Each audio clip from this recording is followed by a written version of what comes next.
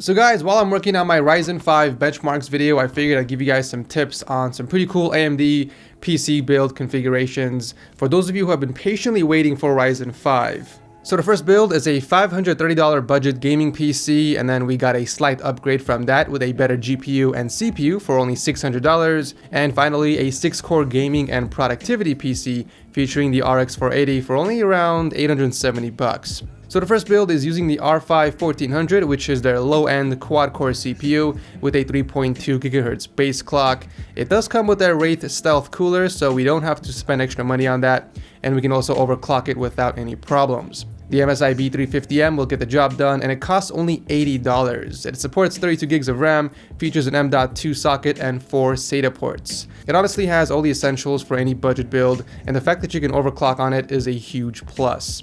We are going with 8 GB of RAM, which is all you need for gaming, and for storage we are sticking with the 1 TB hard drive from WD. Now, since this is a budget build, we are going with the RX 460 from GIGABYTE, which should get you at least 30 frames in most games in high settings. However, if you have an extra $50 laying around, I would go with the RX 470 instead for nearly double the performance. The case we are going with is the ZALMAN T2, which is a mini tower, and it's only going for $20, which is perfect for this build.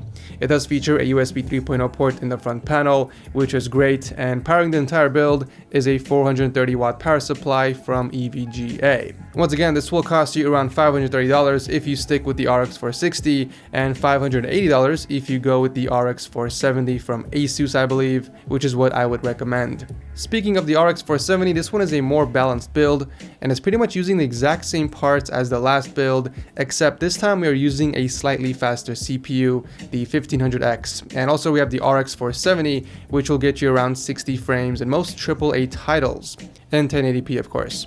This build will cost you closer to $600. Oh, and I almost forgot, we're also using a slightly better looking case. Since we have a nice black and red theme going on, it would be cool to show that off through the clear side panel from the NEOS case. And finally, we got a mid-ranged, balanced gaming and productivity PC featuring their high-end 1600X, which is a 6-core processor with a base clock of 3.6 GHz. This PC is the perfect sweet spot for gamers and streamers who also do light editing, whether it's graphic design work, light 3D modeling, or just video editing. The 1600X doesn't come with a CPU cooler, which is why we are going with the 212 EVO, since we are going to be overclocking.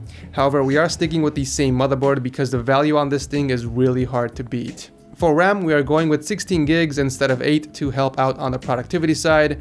We are sticking with the same 1 TB hard drive. However, adding an extra SSD or M.2 is optional. The GPU we are going with is the MSI RX 480, which will easily get you over 60 FPS in most games. And because we have a really nice looking black, red, and white theme going on, I decided to go with the case to match that. The NZXT S340 in white, and it has a clear side panel as well, which is nice.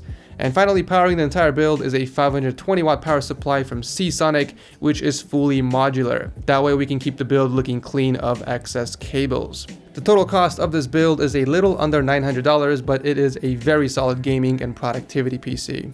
So that is it for this video. If you guys enjoyed it, be sure to leave a like, and if you're new here, consider subscribing because I put out content like this consistently.